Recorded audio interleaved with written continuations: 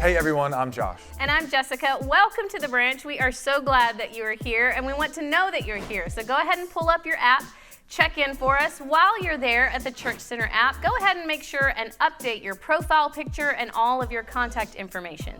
And we want to let you know that we now have middle school youth at both of our campuses on Sunday, so we would love to see you there. And parents, I know we have talked about this several weeks in a row, and the reason we have is because we want every single one of you to be at the Parenting in Faith workshop that's going to be happening at our Farmers Branch campus on February 18th and 19th. Doug and Kimberly Condor are coming. We want to encourage every parent that comes to the branch to register for this workshop. We are so confident that this workshop is going to change the way you parent, and you are going to feel some relief, and you are going to feel equipped to handle anything that your kids throw at you, literally or spiritually. So make sure that you register today. You can do that on the Branch app, and you can also pull up the sermon notes for today as we continue our journey through the book of Matthew. Again, really glad that you're here.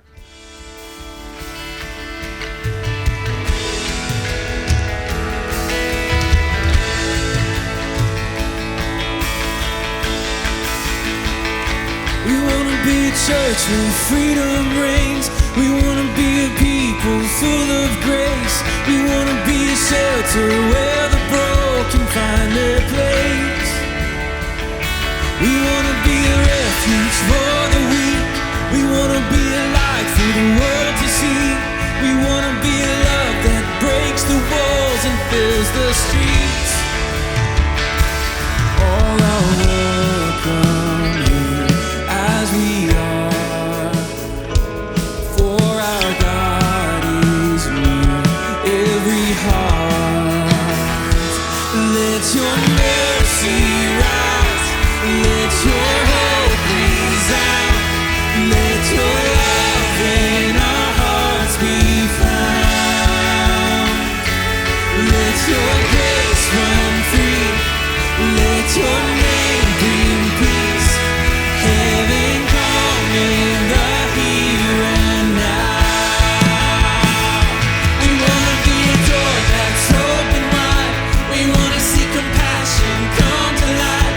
We want to carry truth that shines a beacon in the night. Oh, we want to see the city filled with hope. We want to bring peace to the troubled soul. We want to tell a story of a God that we can know. All are welcome here as we are, for our God is near every heart. Let your mercy rise, let your hope resound, let your love in our hearts be found. Oh, let your grace run free, let your name bring peace. Heaven come in the here and now. So let justice flow like a river wide, let mercy glow like a burning fire. Let it come in the here and now. Your kingdom come till it rules the earth. Your will be done all around the world. Let it come in the here and now. All are welcome here as we are, for our God is near every heart. Let your mercy rise, let your hope resound, let your love in our hearts be found. Oh, let your grace run free, let your name bring peace. Heaven come in the here and now. Let your mercy rise, let your hope resound, let your love in our hearts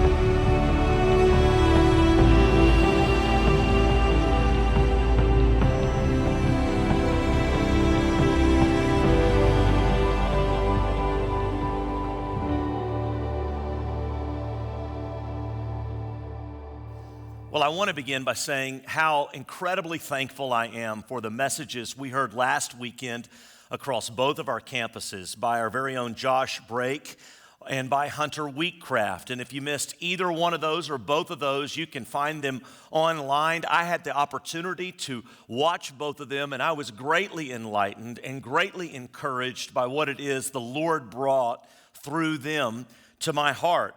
In fact, I don't know how many of you are aware of this, but last weekend we actually had more people at our in-person services last weekend than we have had in all of 2022. And so when I found that out, I knew I had to get back immediately and drive our attendance back down to where it was before they preached last weekend. And so I'm here to continue my ministry. Just messing with you. I have to tell you, though, last week I did run across a story that tickled me a little bit. It's a story about a company out there that offers what's called a covered wagon experience.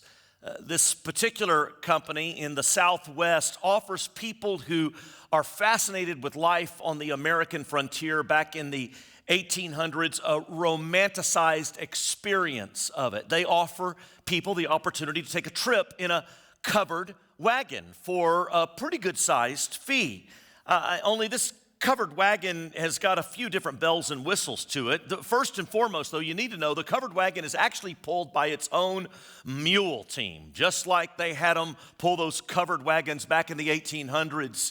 But then it's got a few bells and whistles. Life inside the covered wagon will feature its own heating and air, its own electricity, its own television, Wi-Fi. It's got a small microwave, a coffee maker. It's got a bed with a queen-sized mattress even built into it. You know, everything just like the pioneers had it in the 1800s. And yet, one of the things that tickles me about it is that I think the company offered the covered wagon experience. It just knows us. It knows that we're highly unlikely, no matter how romanticized a view we have of the American frontier, we're highly unlikely to get inside a covered wagon that's pulled by a mule team and ride around for a few days without the luxuries of heating and air and Wi-Fi and air conditioning and a queen-size mattress and our own coffee maker. They know something about us in 21st century America. What in the world, though, does that have to do with following Jesus and the Gospel of Matthew? We'll circle back around to that later. So Hunter and Josh last week took us through the personal story of Matthew's own experience of being called by Jesus to follow him. And as I think about Matthew's own experience, I tend to think about all of us and how we ourselves have a tendency to want to talk about things that are powerful experiences for us in our life. Have you ever known somebody who fell in love with a new song, or maybe they read a book they loved, or maybe they heard a joke they thought was hilarious, or maybe they went to a movie they found so compelling, and yet the next thing you know, they couldn't help but talk about it. They wanted to tell you about the book or the movie. They wanted you to listen to the song. They wanted to share the joke with you. There's just something about going through an experience that's compelling that you want to share with other people. And this is one of the reasons why Matthew has written his gospel. Someone so wonderful, so powerful, so compelling, so loving has touched him. And he wants everyone to know the Jesus that he knows. So we've spent the last couple of weeks in chapters 8 and 9 of Matthew's gospel, in which Matthew is captivated with the authority of Jesus. And so you find these stories back to back to back to back leading up to the story of his calling, all about authority. We see stories of Jesus' authority to heal sickness in Matthew 8, 1 through 17, Jesus' authority to calm storms and seas, and then another story about Jesus' authority to cast out demons, and then finally another story about Jesus' authority to even forgive the sins of human beings. And then you You hear the story of Matthew being called by Jesus, which you walked through last week. And then after that, you run into more stories of Jesus' authority over sickness. And then you run into a completely new kind of story. You find out that Jesus has authority even over death. He raises a young girl from the dead in Matthew 9:18 through 34. Matthew is in this streak of telling you over and over all the different realms that Jesus has authority over. But one of the things that Matthew also wants you to see in this part of his gospel is not just this thing about Jesus, but he wants you to see also what's important to Jesus. Throughout all of those stories, Jesus himself keeps highlighting and pointing out a particular response to his authority that he wants everyone to note. Jesus over and over is highlighting faith over and over as a response of people in the wake of his authority. In most cases, Jesus is highlighting great faith on the part of people. On one occasion, he's highlighting little faith. For instance, Jesus notes the great faith of the Roman centurion in Romans 8. He notes the little faith of the disciples in Romans 8. He notes the faith of the men who brought their lame friend to Jesus in Matthew chapter 9. He notes the faith of the woman who's hemorrhaging blood in Matthew chapter 9. He notes the faith of the two blind men who he heals in Matthew chapter 9. Over and over, Jesus keeps bringing up faith and highlighting it when he sees it. And it becomes very clear that one's faith in the authority of Jesus, one's trust in the authority of Jesus, matters to Jesus. And this tells us something. Jesus desires for us to turn to him in faith and trust, particularly when it comes to matters of his authority. And that matters in the long run, because no one will really follow Jesus or do what he says unless they really have a measure of faith and trust in him. What do I mean by that? I mean faith and trust that he knows what he's talking about. I mean faith and trust that he has the power to do what he says he'll do. I mean faith and trust that he will do what he says. But one of the things you also find when you come to this point in Matthew is that not everyone is very trusting in Jesus as the story unfolds, which brings us to Matthew chapter 9 at the very end of it. You find that there are religious leaders who they have no argument with his power. They don't question whether or not Jesus has a peculiar kind of authority that most human beings don't, but they are busy sowing suspicion about the source of his authority and power. Matthew says this in Matthew 9:34, but the Pharisees said, this is what the Pharisees have to say after about 2 chapters of various expressions of Jesus' authority. This is what the Pharisees have to say. But the Pharisees said, it's by the prince of demons that he drives out demons. Now, why would they say this? It's really their only other option. If they're not ready to confess that his power is from the God of their Old Testament, the God that they believe they're in relationship with, they're left then with believing that there is another source of Jesus' supernatural power. He obviously has power over other realms that other human beings don't, but they're not ready to say yet he's the one. Maybe he's some kind of double agent, they suppose, in their estimation. He looks like he's doing good, and he looks like he's doing all this good, but maybe he's empowered by the prince of demons himself. It's interesting to know how Jesus responds, though. Matthew 9:35, Jesus went through all the towns and villages, teaching in their synagogues, and proclaiming the good news of the kingdom, and healing every disease and sickness. I love this. Jesus just lets his ministry do the talking. But then Matthew tells us something else about Jesus and how he's seeing the people that he's ministering to. Matthew 9:36.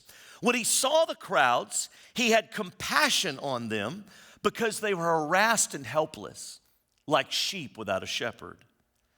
That phrase, harassed and helpless like sheep without a shepherd, is lifted right out of the Old Testament prophets. It's a phrase that talks about a group of people who lack spiritual leadership. They're vulnerable. They're like sheep without a shepherd. And Matthew tells you that Jesus feels compassion for the masses that he's ministering to. He sees them as like sheep without a shepherd. Now, I want to be very clear. That's not to say that everyone out there was easy to necessarily feel compassion towards. I think we all need to remember that lost people act out in lost ways because they're lost. And a lot of times, lost ways can be painful and hateful and selfish. Lost ways can wreak havoc. And yet Jesus sees these people they're acting out in lost ways because they are lost. They're like sheep without a shepherd. And then the metaphors switch. Jesus opens his mouth to his disciples, Matthew 9:37. Then he said to his disciples, "The harvest is plentiful, but the workers are few. Ask the Lord of the harvest, therefore, to send out workers into his harvest field." Now, this is powerful. According to Jesus, there's not an absence of a harvest. According to Jesus, there are plenty of people who are ready to be gathered up in his movement. The disciples and the religious leaders may look upon the masses and see a hot mess. But Jesus looks upon the masses, he feels compassion for them, and yet he also sees potential. He sees a harvest. And notice, he's not out to reap people in order to build his ego or his empire. It's out of compassion for them that he says this. He has something they need. He has something we need. It's out of compassion that he says this. And the problem isn't a lack of harvest. The problem is a lack of workers. This is according to Jesus. And so what does he tell them to do? He says, ask the Lord of the harvest to send out workers. First of all, did you know there's a Lord of the harvest? I'm not the Lord of the harvest. You're not the Lord of the harvest. But there's a Lord of the harvest. And this Lord of the harvest says, hey, ask me to send out workers into the harvest field. Now, other than what Jesus teaches us to pray in the Lord's Prayer in Matthew 6, this is one of very few places in Scripture where Jesus tells us in particular what to pray for. The reality is you can go all through the Gospels. Jesus doesn't tell us in particular what to pray for, but only on a few occasions. And this is one of them. He says, ask the Lord of the harvest to send out workers.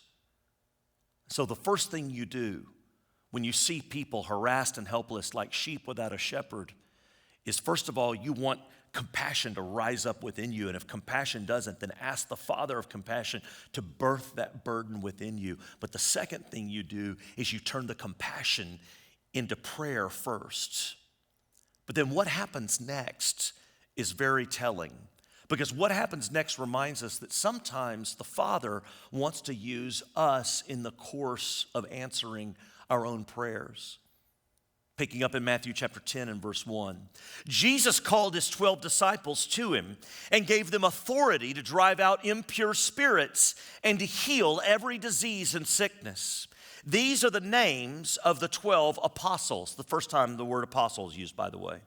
First, Simon, who is called Peter, and his brother Andrew, James, son of Zebedee, and his brother John, Philip and Bartholomew, Thomas and Matthew, the tax collector, James, son of Alphaeus and Thaddeus, Simon the zealot, and Judas Iscariot, who betrayed him.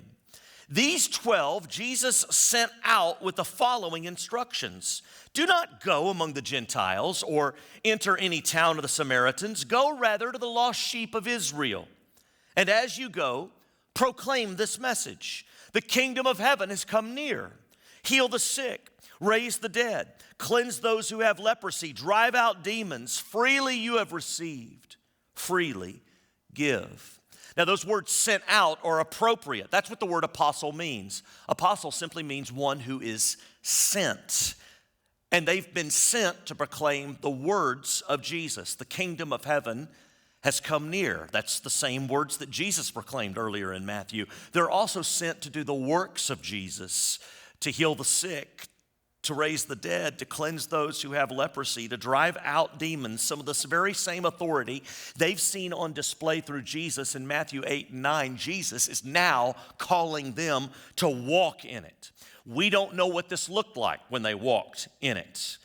Perhaps they just did what they saw Jesus do, which is basically how you really learn something. You watch what someone else does, you reflect on it with them, and then you go and do it. We do see something peculiar. He limits them in one area. He says, don't go to the Gentiles or the Samaritans. They're going to get there in due time. He wants them to start at home where they are. He wants them to start in Israel. It's going to work through Israel and to the rest of the world. But his mission comes with a warning label. Jump down to verse 16.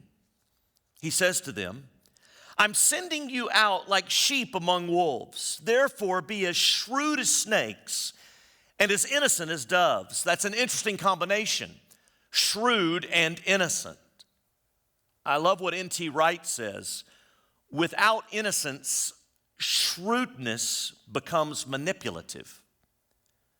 And without shrewdness, innocence becomes naivete. Without innocence, shrewdness becomes manipulative. Without shrewdness, innocence becomes naivete. Jesus wants them to be both innocent and shrewd. Picking up in verse 16, be on your guard. You will be handed over to the local councils and be flogged in the synagogues. On my account, you will be brought before governors and kings as witnesses to them and to the Gentiles. But when they arrest you, do not worry about what to say or how to say it. At that time, you will be given what to say. For it will not be you speaking, but the Spirit of your Father speaking through you. Brother will betray brother to death, and a father his child. Children will rebel against their parents and have them put to death. You will be hated by everyone because of me, but the one who stands firm to the end will be saved. When you are persecuted in one place, flee to another. Truly, I tell you, you'll not finish going through the towns of Israel before the Son of Man comes. The student is not above the teacher, nor a servant above his master. It is enough for the students to be like their teachers and servants like their masters. If the head of the house has been called Beelzebul, how much more the members of his household? Basically, the gist of this is Jesus is letting them know up front, you're going to move in the authority I have, but you're also going to experience the opposition that I have. If I've been called the prince of demons, then you're probably going to be slandered as well. And I'll tell you, if I were to hear this wearing their sandals, I'd gulp. I'd be shaken, which is why I need to pay attention to what Jesus says next. In this next little section, 3 different times, Jesus is going to tell them not to be afraid. And he's going to give them a reason not to be afraid each time, and it's going to be a different one. I want to walk you through this because this is really important and practical for our own lives today.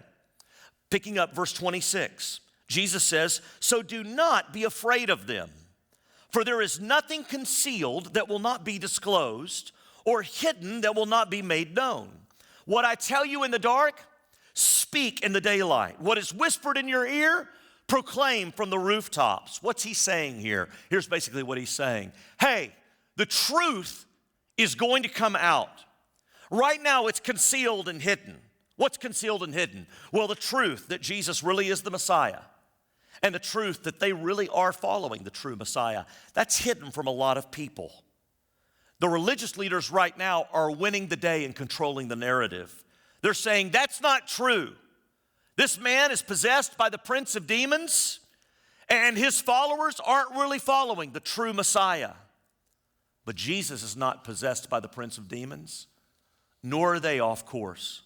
Those opposing, those criticizing, those slandering will not be able to control the narrative forever. And there will come a day when they will be revealed for what they are. Jesus will be vindicated, and so will his followers. Jesus is saying, don't be afraid of them. They're not going to control the narrative forever. And by the way, I've got nothing to hide. What I've told you in the dark, what I've whispered to you in your ear for now is meant to be proclaimed to everyone. I've got nothing to hide. And so the first message is don't be afraid because they won't control the narrative forever. Second time, he tells them not to fear. Verse 28. Do not be afraid of those who kill the body, but cannot kill the soul. Rather, be afraid of the one who can destroy both soul and body in here. What's he saying here? He's saying, hey, have some perspective. First one, don't be afraid. They're not going to control the narrative forever. Second one, hey, don't be afraid. Have some perspective. There's more at stake in this life than simply your body. There's your soul to consider.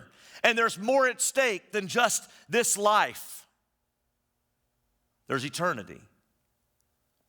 Now, there's a difference of opinion among scholars as to what does Jesus mean by the one who can destroy both body and soul in hell. Some think it refers to God. Others think it could refer to Satan. You think, well, why would some say it could refer to Satan? Primarily because Jesus, in just a second, is about to talk to them about how much God the Father cares for them, right down to numbering the hairs on their heads. That would be quite a jump for Jesus to talk about God destroying their body and soul in hell in one breath, and then turn around and talk about how much he cares for them and numbers the hairs on their head in another breath. So some think this is in reference to Satan. To be perfectly candid, it doesn't really matter much to me. I could see both sides. The larger point is to be as concerned with my soul as I am with my body. The larger point is for me to remember eternity and not just the present moment, because Jesus has to do with both realms. Jesus has to do with both the soul and the body. Jesus says, have some perspective. There's more to this life than your body. There's more to this life than this present moment. And then a third time he tells them not to be afraid. Verse 29. Are not 2 sparrows sold for a penny? Yet not one of them will fall to the ground outside your Father's care. And even the very hairs of your head are all numbered. So don't be afraid. You are worth more than many sparrows. What's he saying there? He's saying they may be coming against you. The opposition may be fierce, but you are precious to God. And he's not going to forget you. He pays attention even to the sparrows. Not even a sparrow, it falls out of the sky without his knowledge and his care. Not even a sparrow is sold at market without the Father being aware of it. And yet you are far more precious to him than even they. He's not going to forget you. And ultimately, as scriptures unfold, you'll find that he'll either deliver you from them at times or he'll deliver you through them. What do I mean by that? The Apostle Paul talked later, when you read his writings, he talked about deliverance happening one of two ways when facing opposition. There are times when God miraculously intervenes and delivers you from your circumstances, and then there are times when God delivers you through your circumstances, safe to the other side. The fact is, as the scriptures unfold, as history unfolds, God will miraculously intervene to deliver them from incredible circumstances. Sometimes you'll see this even in Acts, and yet in the end, most of them will wind up dying at the hands of others and be delivered through it to the other side for eternity. Jesus wraps up this section this way in verse 32 and 33. Whoever acknowledges me before others, I will also acknowledge before my Father in heaven. But whoever disowns me before others, I will disown before my Father in heaven. I see this verse and I can't help but think of an anniversary that's coming up, February the 15th. Some of you might be wondering, what is that anniversary? But 7 years ago, on February 15th, 21 Coptic Christian migrant workers from Egypt were beheaded on a beach in Libya by members of the Islamic State. There's all kinds of graphic video that you can pull up and see for yourself. I'll spare you all of that. I'll just stop with this picture here. 20 of these men were Egyptians. One was from Ghana. And the captors offered to let the one from Ghana go, but he said he would stay with his brothers in Christ and die with them if they were indeed going to die. They were all given the opportunity to renounce their conviction about Jesus as Lord. They did not. Many of them instead were heard whispering right before their death, Ya Rabbi Yasu, O my Lord Jesus. February 15th will be the 7th anniversary of their martyrdom on the beach. That seems so far away from anything in our realm of our American experience. It's hard for us to fathom this really happening today, particularly in our context. But it did, and it still does in our global context. I think about this, and I think about them being acknowledged by Jesus on the other side. And yet I also think about how intimidated I have been in the past from acknowledging Jesus in how I live and sometimes even in what I say. And I've been intimidated by far lesser things than those very things they stood up to that day. Most of us, if not all of us, will probably never be in this position that our 21 brothers were on a Libyan beach 7 years ago. But what Jesus says next will hit closer to home, literally. Verse 34. Do not suppose that I've come to bring peace to the earth. I did not come to bring peace, but a sword. For I have come to turn a man against his father, a daughter against her mother, a daughter-in-law against her mother-in-law. A man's enemies will be the members of his own household. And anyone who loves their father or mother more than me is not worthy of me. Anyone who loves their son or daughter more than me is not worthy of me. It's a hard saying here.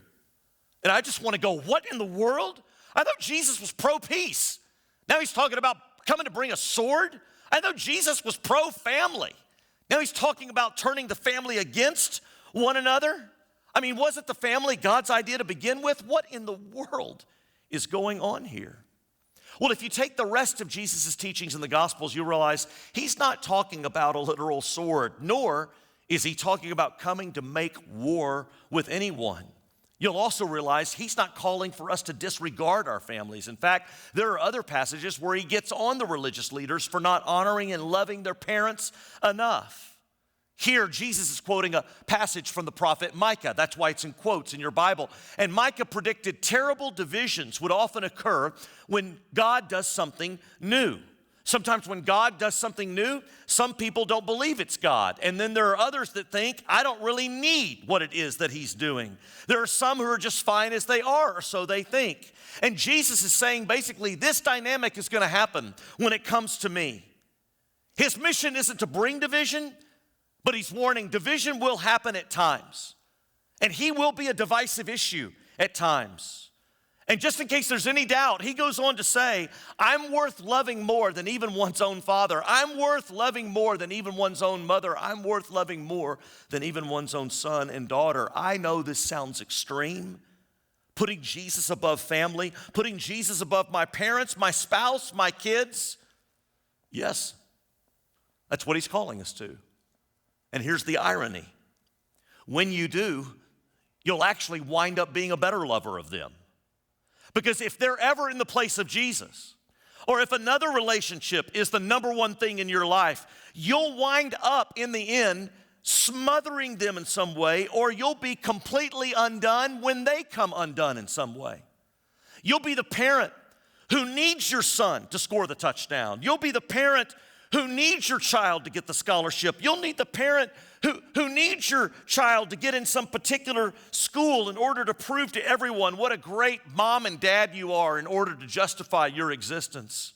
Maybe you'll be the husband or the wife who needs your spouse to be on all the time toward you and treat you perfectly because your identity and your security and how you feel about yourself every day rises and falls precisely according to how they treat you emotionally every second of the day or night. But in reality, no one and no thing can do for your soul what Jesus can do for your soul. And to not allow him to be first is to put them in a spot that they can't sustain because they aren't Jesus. But when this Jesus is first, you'll actually be empowered to be at your best when it comes to truly loving and serving them. And here's why, because of what Jesus says next about him and our own self. And these are the last two verses we'll look at. Jesus says, whoever does not take up their cross and follow me is not worthy of me. Whoever finds their life will lose it. And whoever loses their life for my sake will find it. And here, Jesus drills down. The whole chapter leads right down to here, the bedrock. He gets to the chief competitor for our allegiance to him, and it's ourselves. As Charles Spurgeon put it, I've never met a person who's given me more trouble than myself. And that's true for Chris Seidman. What so often gets in the way of me really appropriately loving and serving the people around me, including my wife or my boys or my family, including those closest to me, what so often gets in the way of me practically doing what's best for them is my allegiance to myself, the priority of me. What gets in the way of me loving Jesus and staying true to him when the chips are down and people are daring me to step out for him. What stands in the way of me loving Jesus and taking a step for him a lot of times is my allegiance to myself, the priority of me. And that's the bottom line. And what's at the heart of that is an issue of trust. Do I really trust that if I lose my life for him, I'll find it? It's okay to think about yourself. Jesus even speaks to yourself here. The question is, will you trust Jesus with yourself every day? Will you put yourself behind Jesus? Will you deny yourself and take up your cross? This is the imagery of dying unto myself and get yourself behind Jesus. And in one sense, disciples of Jesus, we are to be the walking dead. Dead to ourselves and alive to him. And a person dead to himself, a person dead to herself and alive to Jesus will be a better lover of their spouse and their children and of their friends, is willing to take risk in public in the name of their loyalty to Jesus and for the sake of Jesus, because they're dead to themselves, because they're convicted that it's his life and the life he calls us to that will actually bring life and not death to others around us, who will actually bring life to us. Hey, full disclosure, there's a part of me that wishes I could sell you a covered wagon experience when it comes to following Jesus. There's a part of me that wishes I could promise you that you could follow Jesus without any kind of risk or discomfort or sacrifice. But what Jesus says here in Matthew chapter 10 just won't let me. And here's the rest of the story. The reality is none of the 12 that heard Jesus say this lived this out very well at first. One who heard Jesus say this would wind up betraying him.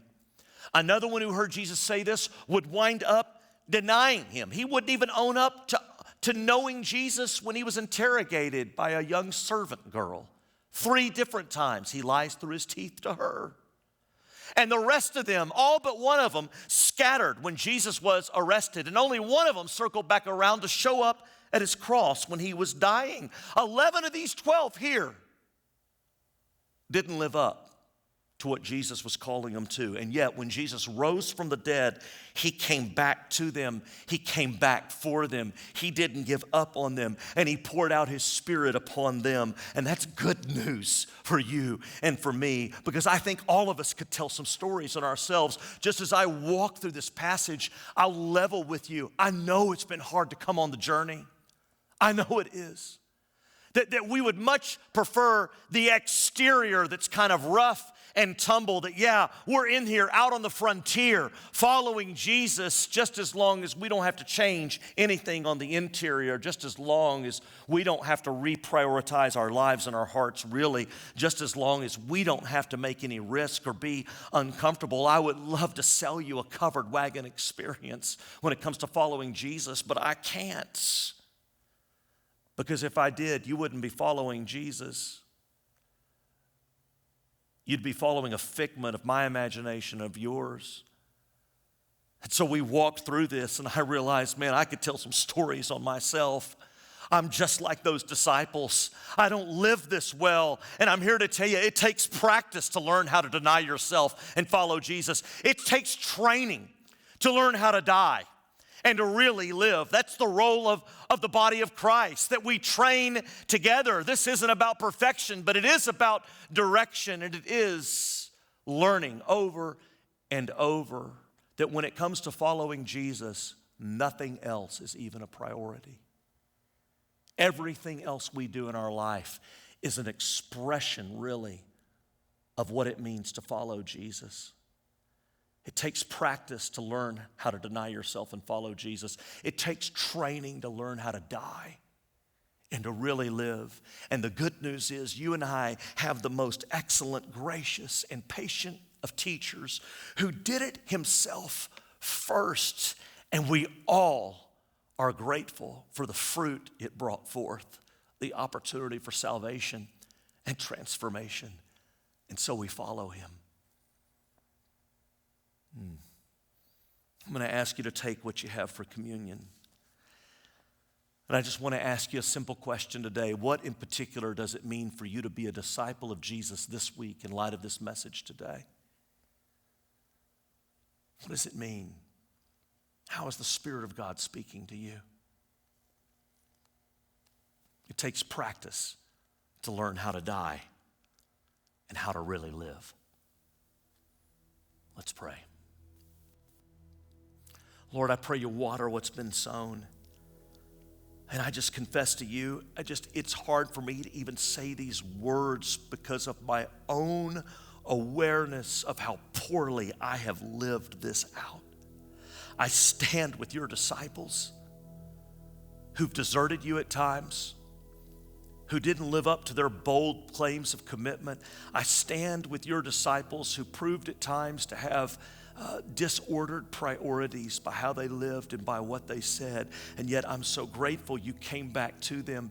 You came back for them. You poured out your Spirit upon them. I'm so grateful you continued to call them to follow you. And I hear that call again today. It's a costly grace, as our brother Bonhoeffer would say. It's grace because you're present, still calling us to follow you as we're learning how to die and learning how to really live. And it's costly because it calls us to follow. Lord, thank you for your mercy in our life. And thank you for the times that when we do get it right, we see fruit from it. And it compels us to continue to entrust ourselves to you the next day and the next. We bless your name and we praise you. And Jesus, we thank you for your life, death, burial, and resurrection that continues to leave the way open for forgiveness and renewal and transformation for us to continue the journey of following you and making an impact in your name on the world around us through Christ. Amen.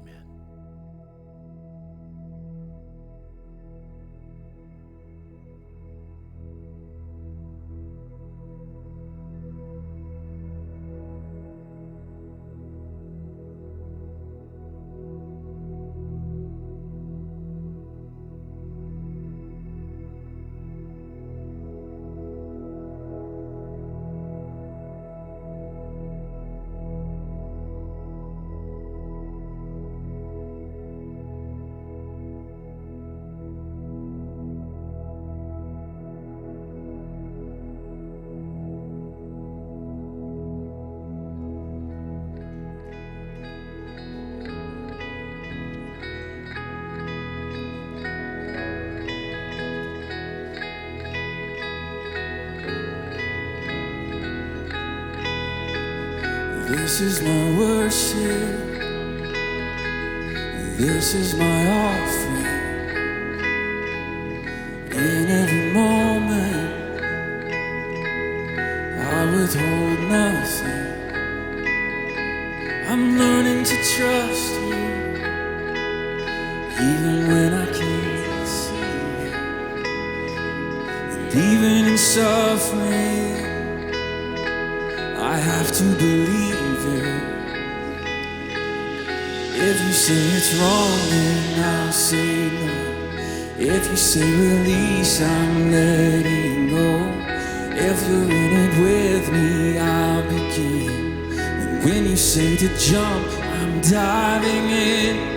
If you say be still, then I will wait. If you say to trust, I will obey.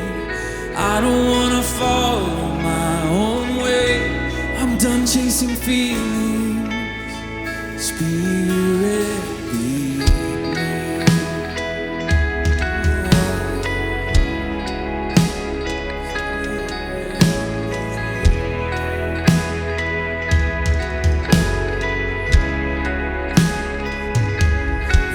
like a burden, but once I could grasp it, you took me further than I was asking. And simply to see you, it's worth it all. My life is an altar. Let your fire fall. If you say it's wrong, then I'll say no. If you say release, I'm letting go. If you're in it with me, I'll begin. And when you say to jump, I'm diving in. If you say be still, then I will wait.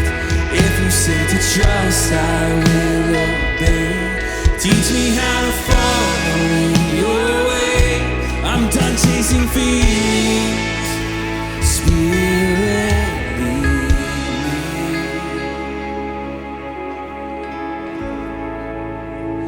Spirit, lead me.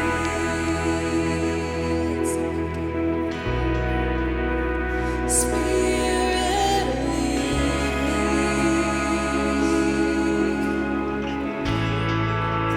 Spirit, lead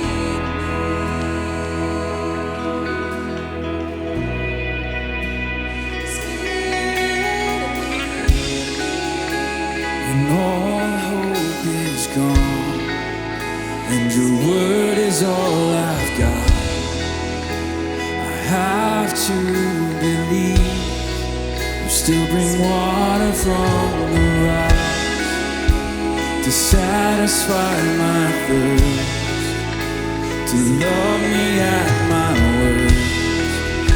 Even when I don't remember, you remind me of my word. I don't trust my ways. I'm trading in my thoughts. I lay down everything, 'cause you're all that I want. I've landed on my knees. This is the cup you have for me. And even when it don't make sense, I'm gonna let your spirit lead.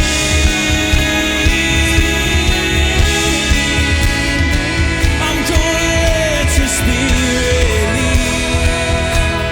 Spirit, I'm gonna let your spirit lead.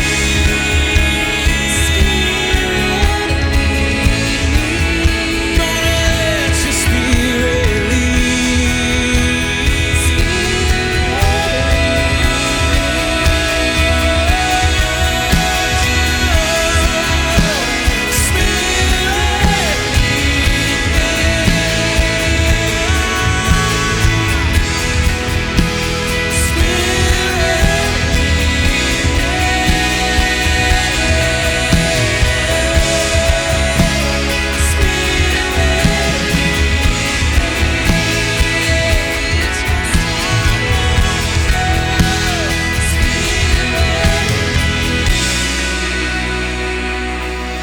If you say it's wrong, then I'll say no. If you say release, I'm letting go. If you're in it with me, I'll begin. And when you say to jump, I'm diving in. If you say be still, then I will wait. If you say to trust, I will obey. You're the only truth, the life, the way. I'm done chasing feelings. Spirit,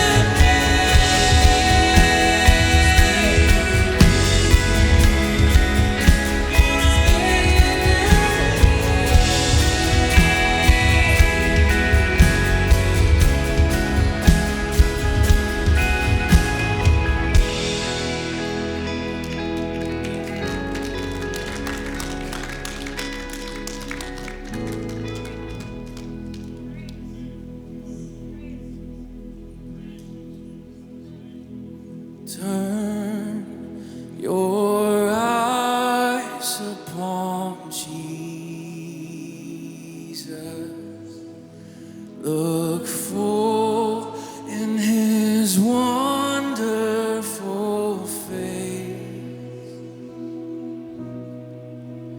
and the things of earth will grow strangely dim in the light of his glory and grace.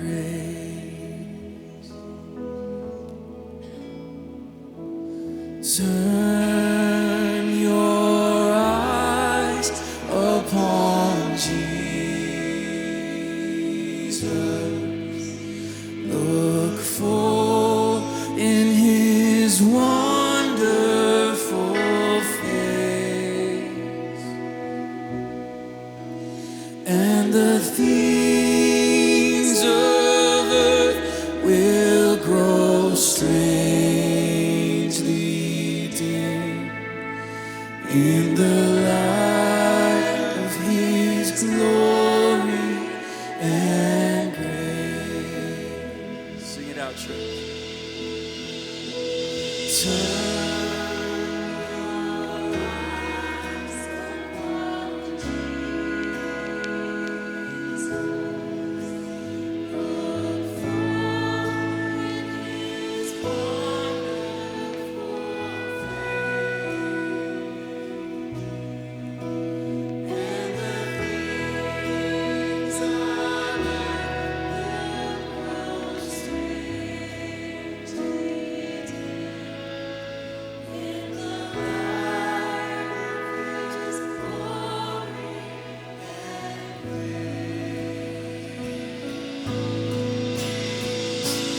Turn your eyes upon Jesus.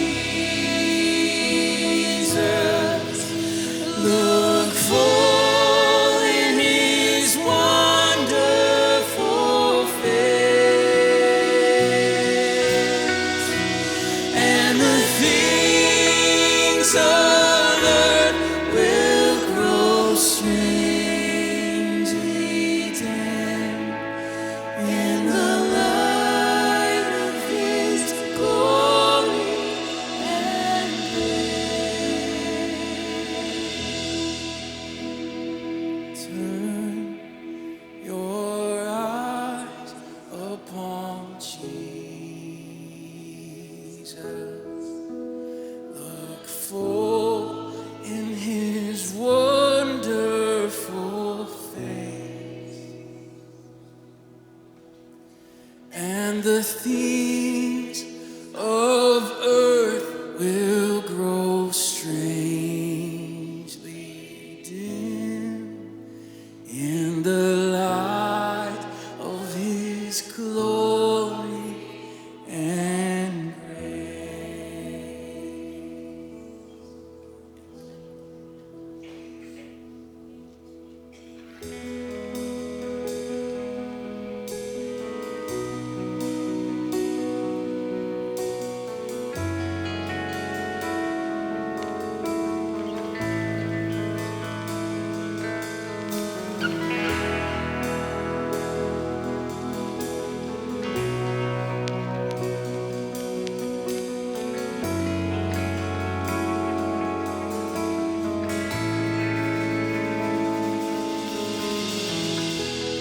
Here is where I lay it down, every burden, every crown. This is my surrender. This is my surrender.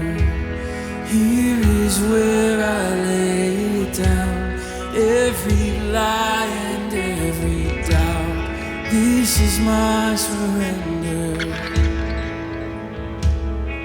And I will make room for you to do whatever you want to do whatever you want to. And I will make room for you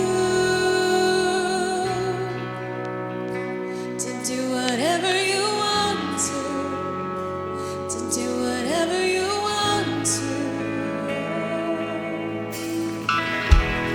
Here is where I lay it down. Every burden, every crown. This is my surrender. This is my surrender. Here is where I lay it down. Every lie and every doubt. This is my surrender. And I will make room for you to do whatever you want to do whatever you want to. And I will make room for you to do whatever you want to do whatever you want to. Oh, and I will make room for you to do whatever you want to do whatever you want to. Oh, and I will make room for you to do whatever you want to do whatever you want to.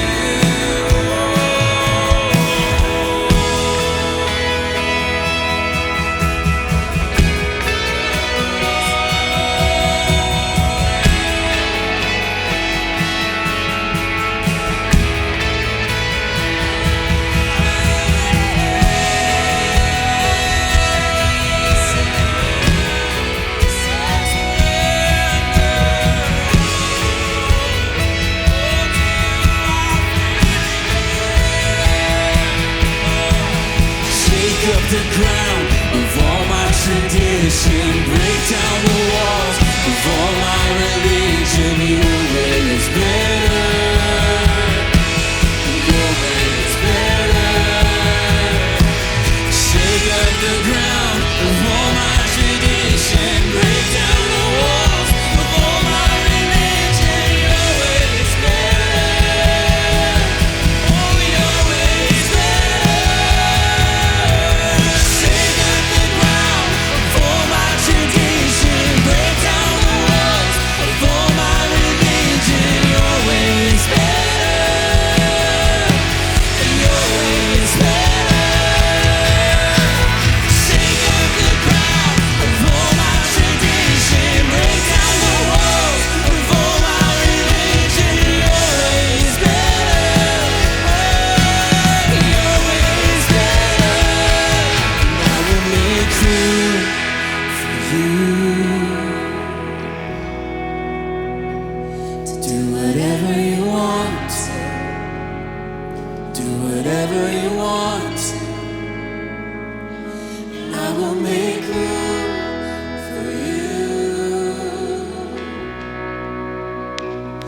Do whatever you want to do whatever you want to. Here is where I lay it down. You are all I'm chasing now. This is my surrender. This is my surrender. Here is where I lay it down. You are all I'm chasing now. This is my surrender. Shake up the ground of all my tradition. Break down the walls of all my religion. Your way is better. Your way is better. Shake up the ground